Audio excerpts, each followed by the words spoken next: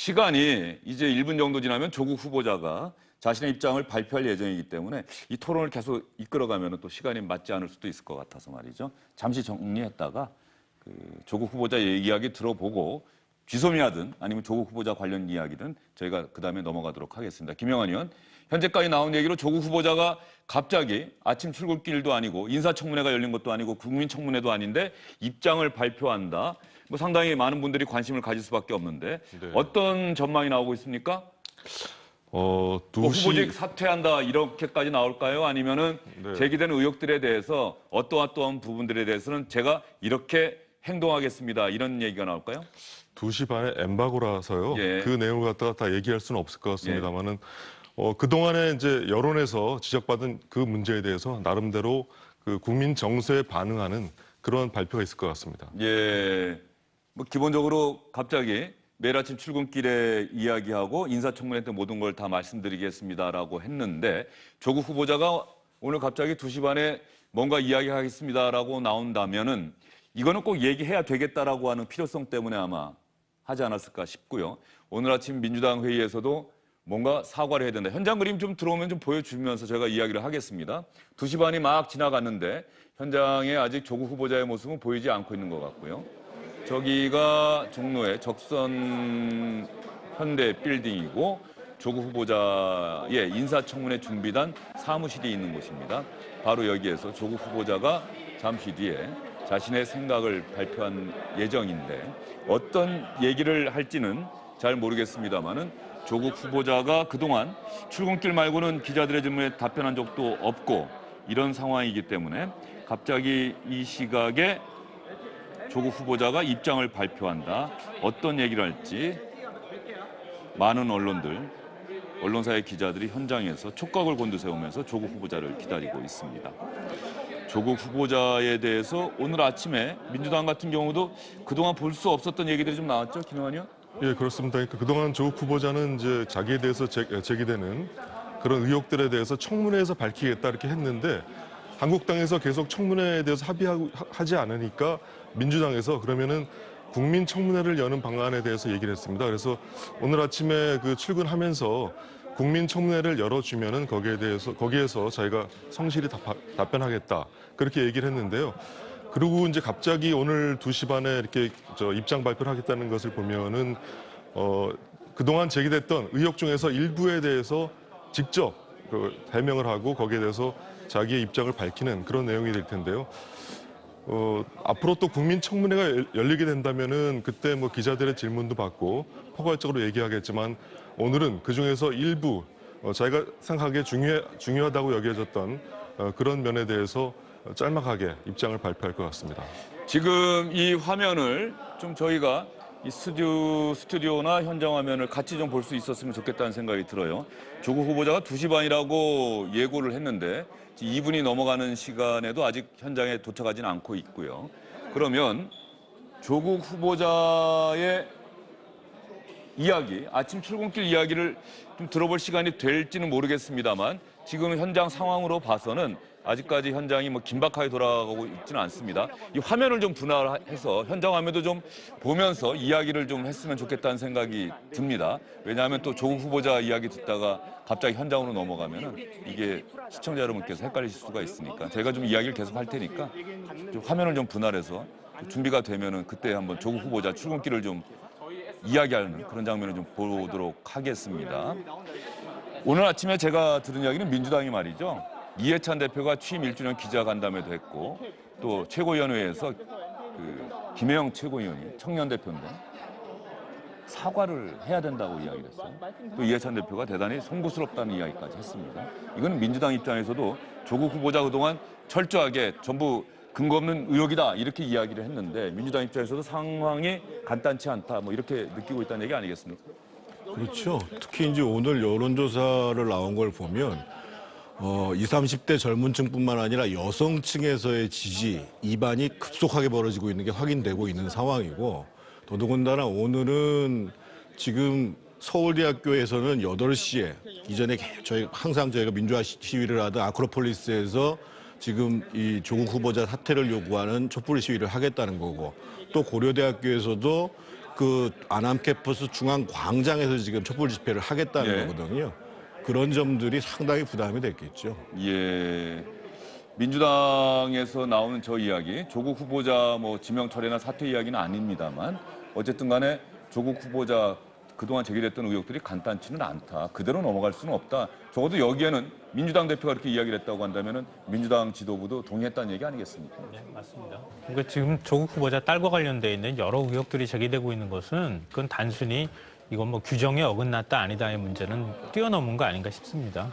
그러니까 많은 국민들께서 교육 문제에 대해서 제일 예민해하는데 그 예. 교육 문제에 있어서 특혜를 받았다고 보는 것이니까요. 예, 김성환 평론가의 말씀하시는 사이에 조국 후보자 나왔습니다. 직접 들어보겠습니다.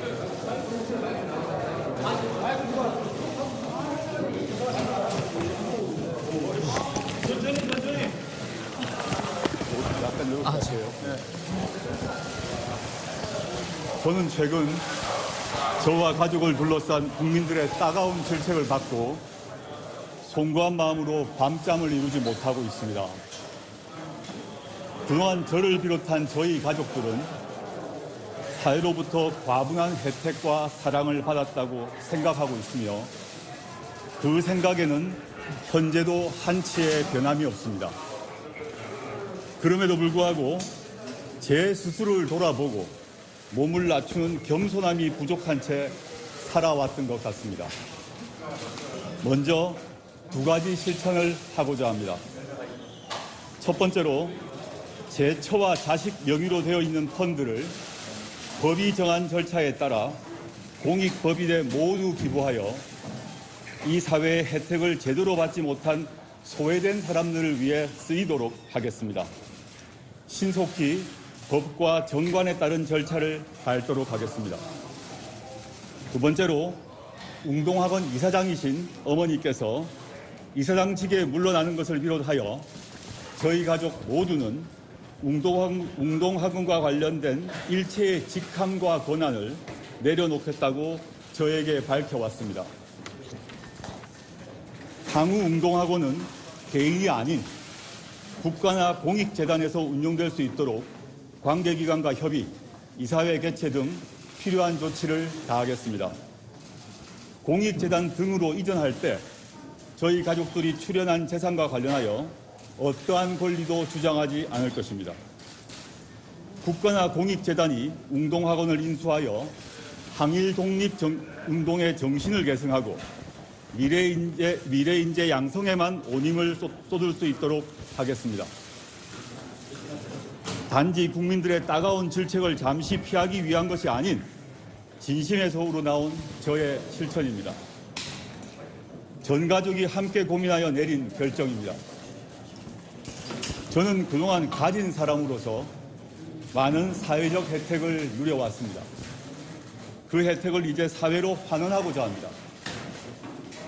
앞으로도 제가 가진 것을 사회에 나누며 공동체를 위해 도움이 될 수 있는 길이 무엇인지 계속 고민하고 실천하겠습니다. 저의 진심을 믿어주시고 지켜봐 주십시오. 계속 주위를 돌아보며 하심의 낮은 자세로 임하겠습니다. 감사합니다.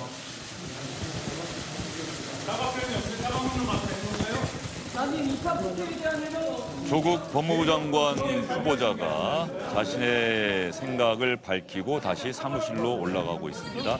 기자들의 질문에는 답변하지 않았네요. 마지막에 쓴 하심이라고 하는 표현, 불교에서 자기 자신을 낮추고 남을 높이는 마음이라고 합니다. 나 자신을 낮추고 남을 높이는 마음.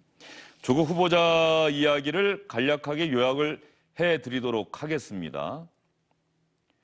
사모펀드, 이 펀드는 이제 사적인 이익 추구하는 데 쓰지 않고 공익법인에 모두 기부해서 소외된 분들 위해서 쓰이도록 하겠습니다라고 이야기를 했고요.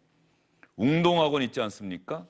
이 웅동학원은 자신의 가족 모두가 웅동학원과 관련된 일체의 직함과 권한을 내려놓겠다고 조국 후보자에게 알려왔다. 이제 이 웅동학원은 공익재단 등으로 이전할 것이다. 이렇게 이야기를 했습니다. 두 가지를 이야기했고요. 송구한 마음으로 밤잠을 이루지 못하고 있다. 그리고 오늘 말씀드린 것은 국민들의 따가운 질책을 잠시 피하기 위한 것이 아닌 진심에서 우러나오는 저의 실천이다. 가진 사람으로서 많은 사회적 혜택을 누려왔는데 그 혜택을 이제 사회로 환원하고자 하는 것이다.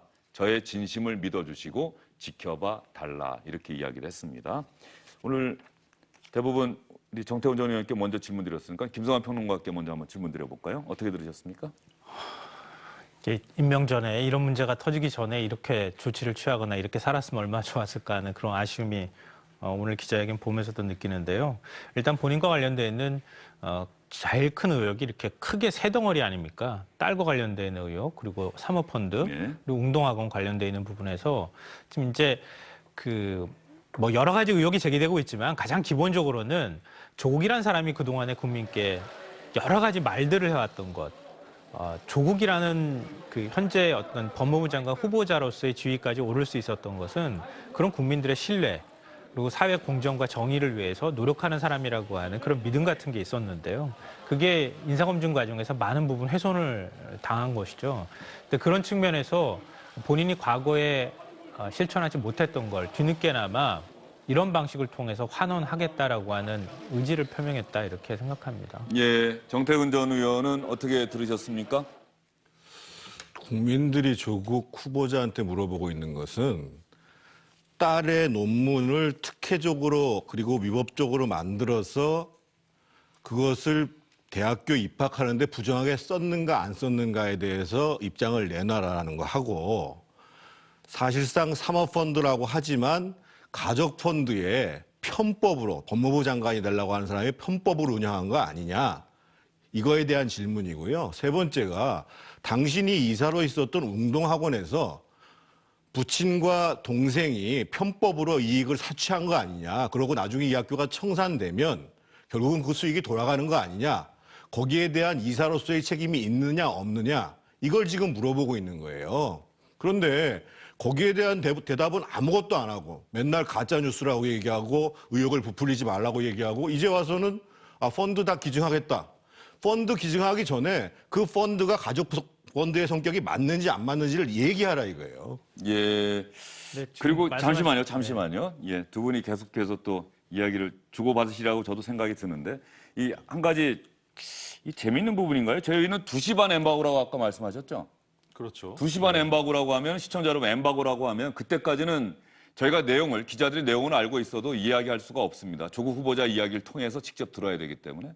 근데 지금 41분인데 말이죠. 41분 전에 조국 후보자가 이미 페이스북에 자신의 입장문을 올려놨어요.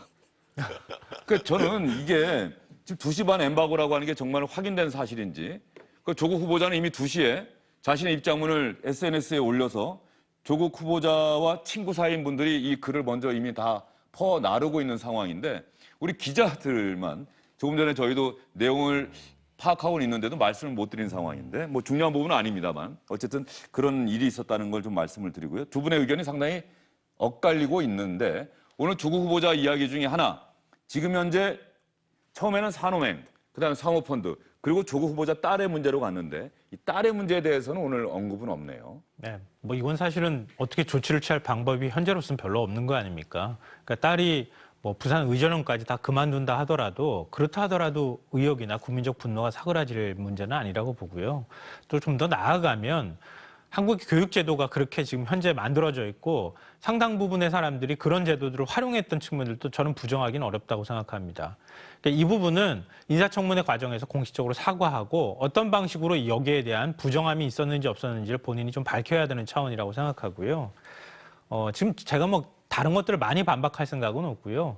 그러니까 가장 기본적인 것은 저는 조국 후보자와 관련돼서 그러니까 인사검증을 철저히 하는 것은 좋지만 그동안에 언론 보도라든가 야권에서 제기한 의혹 중에서 상당 부분은 그러니까 과거에 없던 여러 가지 행태가 드러났던 거라고 생각합니다. 첫째로는 가족의 문제를 다 꺼냈단 말이에요.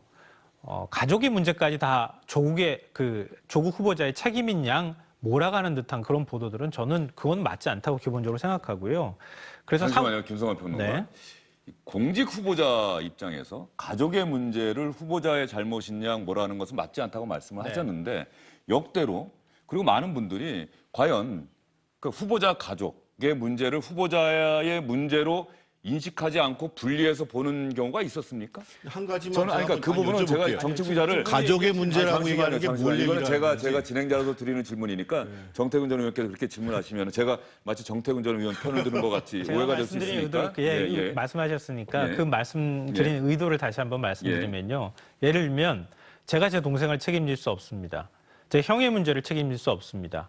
그러니까 제가 거기에 얼마나 관여를 했는지에 대한 근거가 있어야 합니다. 근데 그 근거가 굉장히 빈약한 상태에서 여러 가지 의혹이 제기됐다는 말씀을 드리는 겁니다. 예, 알겠습니다. 그렇게 설명드리니까 이해가 되고요. 김성환 평론가가 지금 얘기를 해주셨어요. 조국 후보자와 관련해서 이렇게 얘기할 수밖에 없는 저간의 사정, 상황 등에 대해서는 이해할 수 있는 여지가 있다라는 취지로 말씀을 해주셨고요. 정태근 전 의원은 무슨 얘기 하시려고? 그러니까 가족의 얘기라고 잠깐 말씀하시는데 예를 들면 딸이 보통 사람이 상상하기 어려운 논문을 작성을 하고 그것을 대학교에 이용한 다음에 장학금을 받고 어디 학회를 가고 많이 나오는 사실이 그것이 서울대학교 로스쿨에 있는 조국 교수가 있지 않았으면 안 되는 문제다라고 질문을 던지고 있잖아요. 딸의 문제가 아니라 조국 씨 본인에 대한 문제를 제기하는 것이고 부인이 명의신탁을 한 거 아니냐 그 재수라는 사람한테 그러면 우리가 재산 검증을 할 때 당연히 부부의 재산을 같이 검증을 하잖아요. 그리고 펀드의 문제도 마찬가지예요. 본인의 문제지 무슨 가족의 문제예요, 그게. 그잖아요. 본인이 청와대에 들어가는 과정에서 공직자가 주식 투자한 거를 빼서 펀드에 넣은 거잖아요. 전부 본인의 문제라니까요. 네. 웅동학원 문제도 마찬가지예요. 최근에 나온 거 보면 웅동학원을 담보로 해가지고 동생이 돈을 빌렸다면서요. 그게 어떻게 있을 수가 있는 일이에요. 그러면 그 당시 이사로 재직했던 조국 씨는 뭘 한 거예요? 본인의 문제예요, 본인의 문제. 알겠습니다. 여기까지 듣도록 하겠습니다. 이거는 조국 후보자가 인사청문회든 국민청문회든 나와서 설명할 수 있는 사안이라는 생각이 드니까 두 분께서 하실 말씀이 참 많으시라는 거는 충분히 짐작은 합니다만 그러면 오늘 아침 출근길에 조국 후보자가 기자들에게 어떤 이야기했는지 김영환 의원이 잠깐 좀 설명해 주시겠습니까? 오늘도 가짜 뉴스라고 하는 표현이 사용이 됐습니까? 오늘은 가짜 뉴스라는 표현 대신에 허위 사실 뭐 이런 얘기를 했는데 가짜 뉴스라는 것은 조금 공격적이고 약간 모호한 면이 있죠. 그래서 그것을 허위 사실, 허위 정보라는 그런 얘기를 한 것 같아요. 근데 오늘 출근하면서 한 얘기 중에서 물론 이제 가장 주목되는 거는 국민청문회 얘기고요. 민주당에서 국민청문회를 제안했는데 그것을 열어준다면은 그 어떤 형식이 되든 간에 저희가 나가서 소명하겠다 그렇게 얘기를 했습니다. 그래서 좀 전에 그 국민청문회와 상관없이 이제 재산 문제에 대한 어떤 자기 입장을 밝힌 건데 아까 정태근 전 의원 말씀하신 그러면은 재산을 뭐 기부한다 해서 그 관련 의혹이 다 없어지느냐 절대 아니고요. 아직까지 뭐 고소고발도 많이 남아 있죠. 그러니까 그 의혹에 대한 부분은 별도의 국민청문회나 아니면은 국회 청문회에서 밝힐 것이고 오늘은 그냥 이와 관련해서 여러 가지 논란의 원인이 되고 있는 그 재산 문제에 대해서 일단 처분하면서 국민의 어떤 정서적 반응, 이런 여론에 대해서 나름대로 반응한 것이다. 이렇게 이해를 하면 될 것 같습니다. 일단 세 분 말씀을 종합하면은 조국 후보자가 오늘 2시 반에 이런 입장을 발표한 것은 최근에 여론의 흐름이 심상치 않다. 대단히 비판적인 여론이 많다. 조국 후보자가 그 전에 인사청문회 전이라도 뭔가는 이야기해야 되겠다. 그래서 나온 이야기가 사모펀드에 들어갔던 돈은 전부 기부를 하겠다. 그리고 웅동학원과 관련해서 조국 후보자의 가족이 다 손을 떼고 공익재단 등의 웅동학원이 넘어가서 공익재단 등이 운영하도록 하겠다. 이 두 가지 약속을 했습니다. 이 오늘 조국 후보자의 약속이 과연 여론의 흐름을 바꿀 수가 있을지 오늘 저녁에 있을 대학생들 고려대, 부산대, 서울대, 부산대는 아직 확정은 안 됐고요. 이런 촛불 집회를 통해서 과연 젊은 대학생들이 어떤 이야기를 할지 주말과 휴일 사이에 여론의 흐름을 결정하지 않을까 싶습니다. 그러면 한 가지만 좀 말씀드리면 안 될까요? 간략하게 말씀해 주십시오. 간략하게 말씀드리겠습니다. 자꾸만 의혹이라고 얘기를 하는데요. 그 의혹에 대한 건 나중에 얘기해도 좋습니다. 그런데 확인된 사실에 대해서 조국 씨가 어떻게 생각하는지에 대해서 얘기를 해야 됩니다. 예를 들면 이미 연구 부정적 성격이 있는 논문을 작성하는데 그 딸이 참여를 했다. 그리고 딸이 받은 장학금이 상식적으로 납득이 하지 않는다. 이런 등등의 확인된 사실이 있는 거예요. 그것도 굉장히 많습니다. 그러면 그것을 의혹이라고 치부해서 안 됩니다. 그리고 허위 사실로 치부해서도 안 되고 오늘 이야기를 했어야 된다는 취지로 지금 말씀하시는 건가요? 적어도 예. 법무부 장관이 되고자 하는 사람은 본인과 관련돼서 이미 확인된 사실, 뭐 추가적으로 이게 무슨 뭐 펀드가 가족통역이 있다 이런 거 말고요. 명료하게 확인된 사실이 있거든요. 그것도 참 많아요. 거기에 대해서 자기가 얘기를 하는 게 맞지요. 예, 알겠습니다. 오늘 이야기를 했었어야 된다는 취지로 말씀을 해주셨는데 그러면 조국 후보자가 처음에 출근할 때는 항상 한쪽에는 텀블러, 커피나 차가 들어있는 텀블러를 들고 나왔는데 며칠 전부터 이 텀블러 들지 않고 매일 아침 자신의 생각을 담은 입장문을 손에 들고 와서 이야기를 하고 있지요. 오늘 아침 출근길에 조국 후보자가 했던 이야기를 여러분께 들려드리겠습니다. 매일매일 저의 주변과 과거를 고통스럽게 돌아보고 있습니다. 많이 힘듭니다. 그렇지만 앞으로도 국민들의 비판과 질책 달게 받겠습니다. 다만 이 상황에서 확인되지 않는 의혹 제기나 명백한 허위 사실의 유포가 많습니다. 저는 장관 후보자로서 어떠한 형식의 검증도 마다하지 않겠습니다. 국회 청문회가 열리면 지금 제기되고 있는 모든 것에 대하여 답변할 것입니다. 어제 민주당에서 국민청문회를 제안해 주신 것이나 정의당에서 소명 요청서를 보내주신 것은 국민들에게 충분한 설명이 필요하다는 뜻으로 알고 있습니다. 국민청문회가 준비될 경우 당연히 여기에 출석하여 답하겠습니다. 국민청문회의 형식이 정하는 대로 따르겠습니다.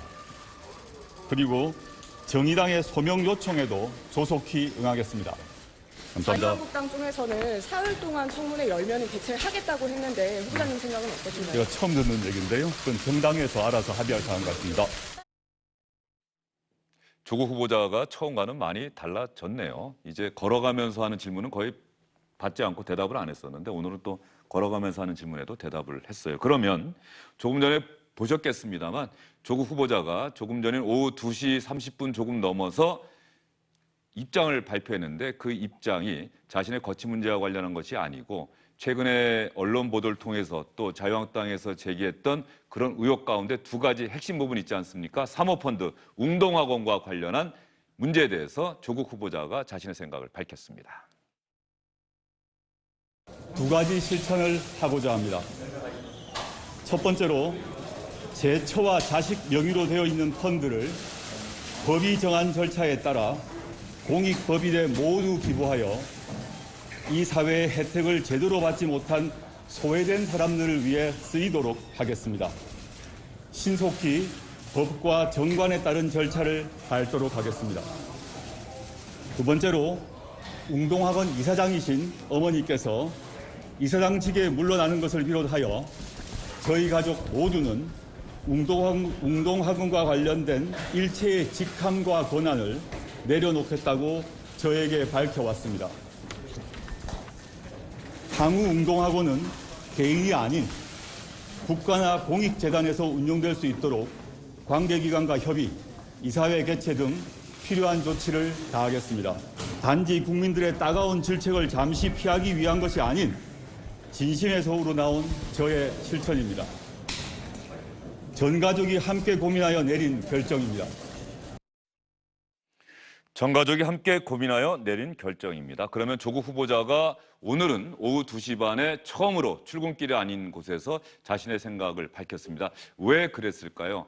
돌아가는 흐름이 좋지 않다. 조국 후보자도 그렇게 판단했을 가능성이 크고 청와대나 여당에서도 비슷한 의견을 제시했던 것이 아닌가 싶은 생각이 듭니다. 그러면 오늘 아침 민주당 최고위원회의 그리고 이해찬 대표의 입에서 어떤 이야기가 나왔는지 그동안 들을 수 없었던 이야기들이 여당 회의에서 나왔습니다.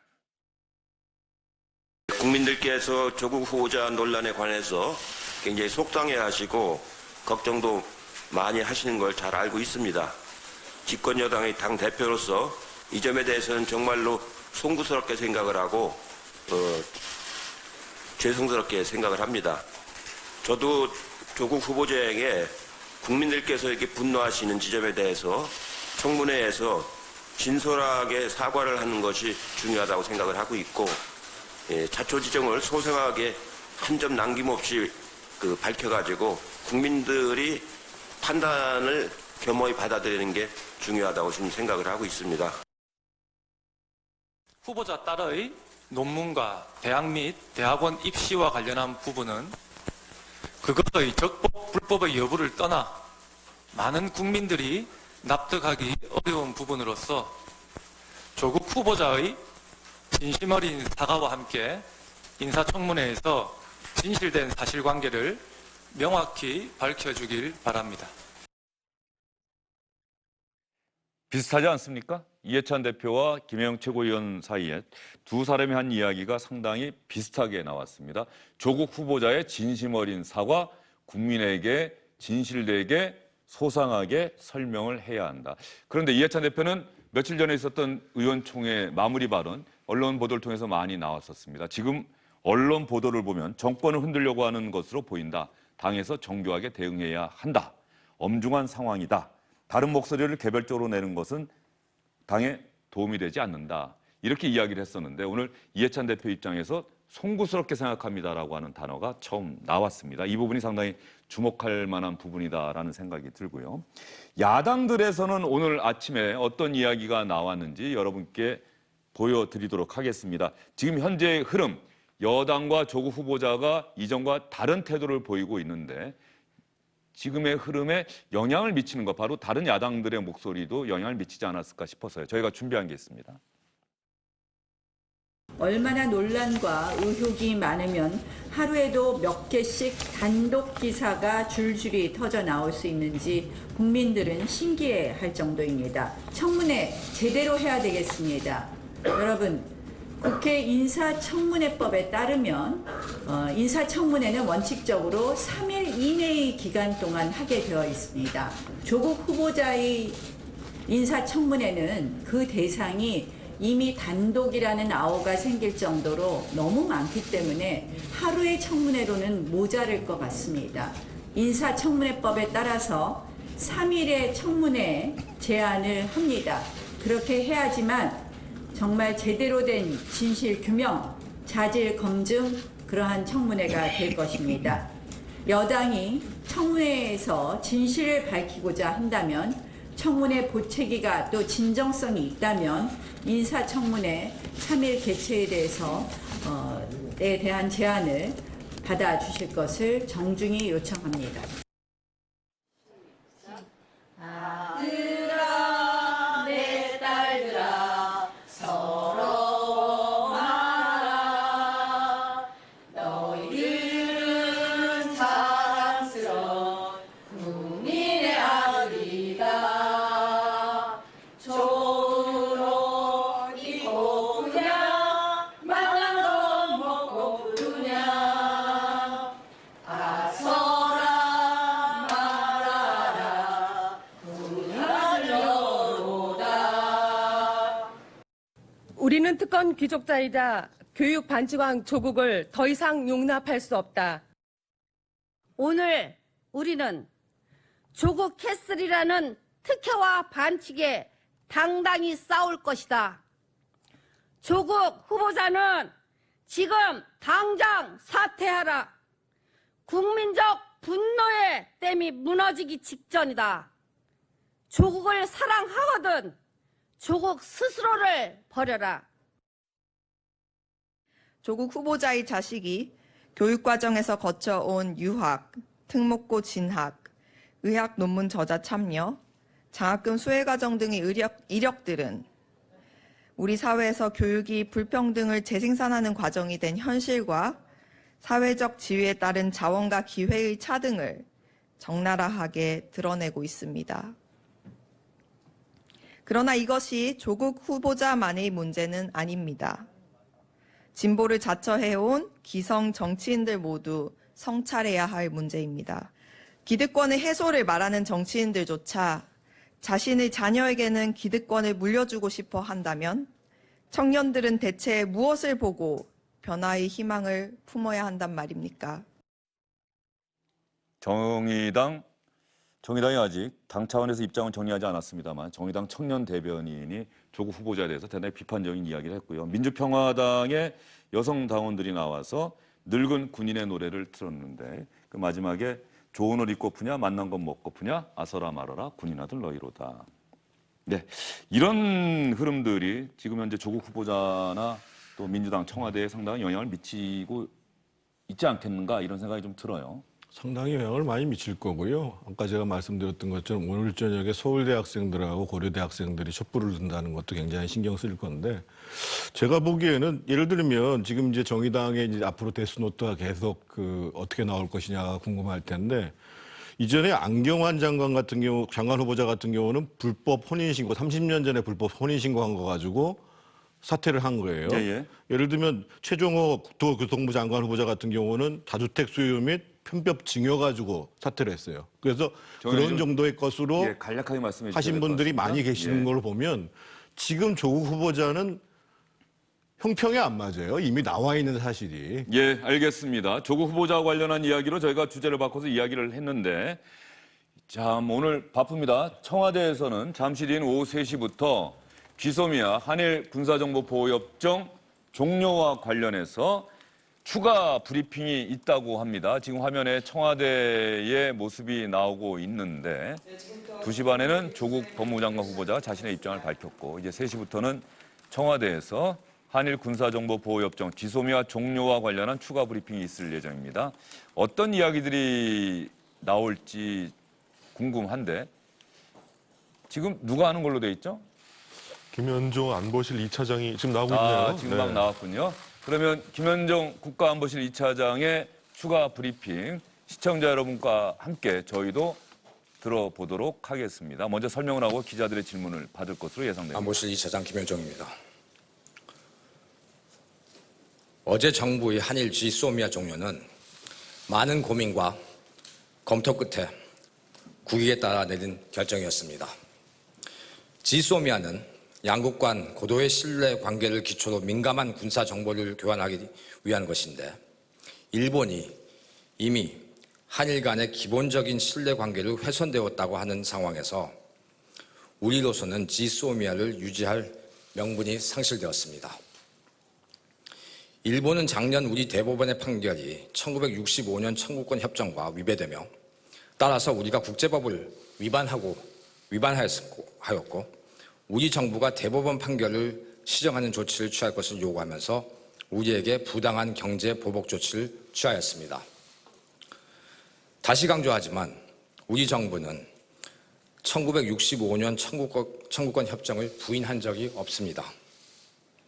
일괄되게 우리 정부는 일본 정부, 군 등 국가 권력이 관여한 반인도적 불법 행위는 1965년 청구권 협정으로 해결된 것으로 볼 수 없으며 따라서 일제강점기 강제동원 피해자 개인의 손해배상 청구권은 여전히 살아있다는 입장을 취해왔습니다.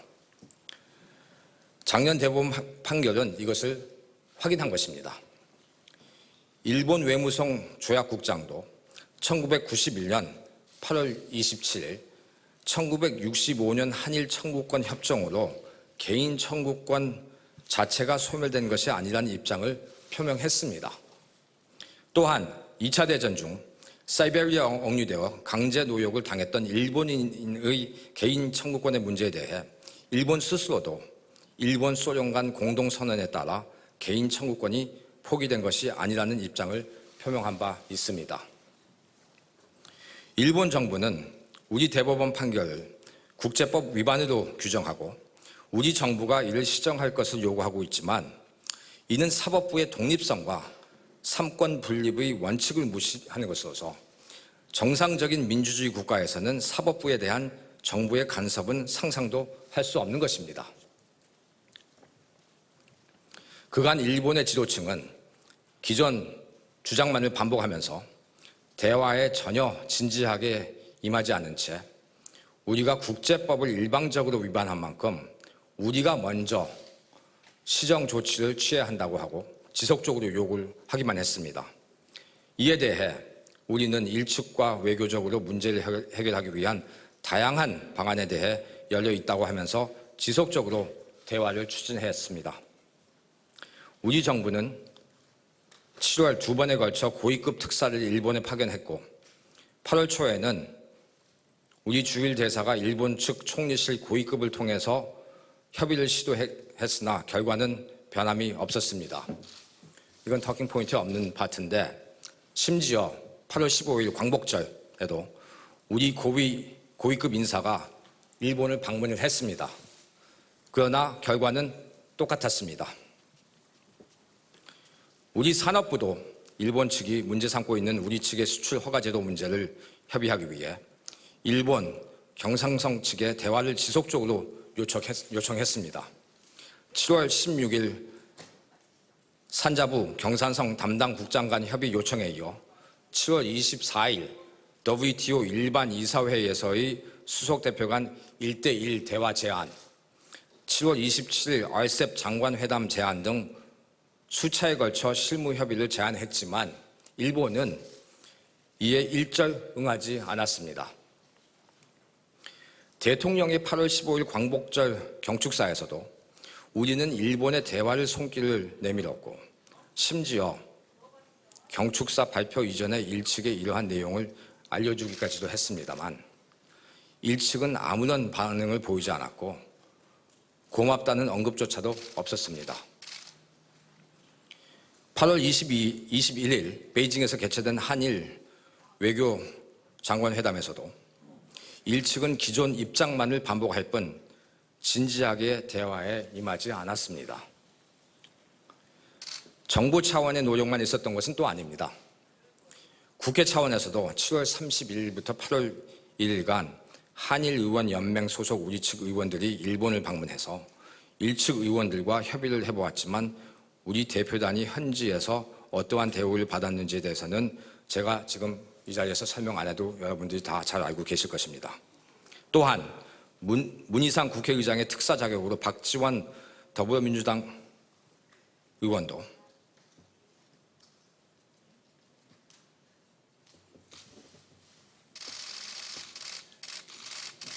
이건 좀 잘못된 것 같다. 박지원 의원도 8월 19일부터 20일간 일본을 방문해서 한일 갈등을 해결하기 위해 노력을 했지만 결과는 동일했습니다. 7월 17일 제가 외신 기자단을 대상으로 한일 문제에 대해 브리핑을 한 것을 잘 알고 계실 겁니다. 당시 저는 국내 언론의 비판이 있을 것임을 잘 알고 있으면서도 일본 국민들에게 직접 메시지를 전달하고자 메이지 유신을 성사시킨 조슈 사츠마 동맹까지 언급하면서 한일 간 미래지향적 협력 필요성을 강조했습니다. 미국도 7월 29일 현 상황 악화를 방지하고 한일 양측이 대화로 문제를 해결하도록 권고하는 현상 동결 합의 (Standstill Agreement)를 우리와 일측에 제안했습니다. 우리 측은 이를 환영하고 일측과의 협의에 동의하였지만 일본은 미국의 이러한 제안마저도 거부하였음은 물론 이러한 제안에 존재하는 것을 부인했습니다. 앞서 설명드린 것처럼 우리로서는 진심으로 편견 없이 일본과 강제징용 문제를 외교적으로 해결하기 위해 모든 방안에 대해 긍정적으로 검토할 용의가 있었었고 이러한 입장을 일본 측에 전달했습니다. 그러나 이에 대한 일본 측의 대응은 단순한 거부를 넘어 우리의 국가적 자존심까지 훼손할 정도의 무시로 일관했고 외교적 결례를 범했습니다. 한편 정부는 이번 한일 갈등 문제를 비롯하여 한일 지소미아 문제에 대한 검토 과정에서 미국과는 수시로 소통을 했고 특히 양국 NSC 간에는 매우 긴밀하게 협의를 했습니다. 정부는 이번 결정이 한미 동맹의 약화가 아니라 오히려 한미 동맹 관계를 한 단계 업그레이드 시켜 지금보다 더욱 굳건한 한미 동맹 관계가 될 수 있도록 노력해 나갈 것입니다. 2016년 11월 체결된 한일 지소미아가 이번에 종료됨으로써 안보와 관련된 군사 정보 교류 부족 문제에 대해서 우려하실 수 있습니다. 이에 대해서는 2014년 12월 체결된 한미일 3국 간 정보 공유 약정 TISA를 통해 미국을 매개로 한 3국 간 정보 공유 채널을 적극 활용해 나갈 것입니다. 아울러 정부는 앞으로 국방 예산 증액, 군 정찰 위성 등 전략 자산 확충을 통한 우리의 안보 역량 강화를 적극 추진해 나갈 것입니다. 국민 여러분께서도 이번 일본의 우리에 대한 경제 보복 조치를 보시면서 우리가 스스로 핵심 부품 소재에 대한 자립도를 높이지 않으면은 언제든지 외부로 인해 우리 경제가 위험에 노출될 수 있다는 사실을 확인했을 것입니다. 안보도 마찬가지입니다. 현재 국제 정세는 불과 몇 년 전과는 확연히 다른 환경이라고 할 수 있습니다. 자주주의가 쇠퇴하고 자국 우선주의 만연하고 있습니다. 이런 상황에서 우리 스스로를 지켜낼 수 있을 정도의 국방력을 갖춰야만 안보 위험에 노출될 가능성을 예방할 수 있습니다. 당당하고 주도적으로 우리가 안보 역량을 강화해 나간다면 이는 미국이 희망하는 동맹국의 안보 기여 증대에도 부합할 것이고 종국적으로는 한미 동맹의 강화로 이어질 것입니다. 이상입니다. 감사합니다.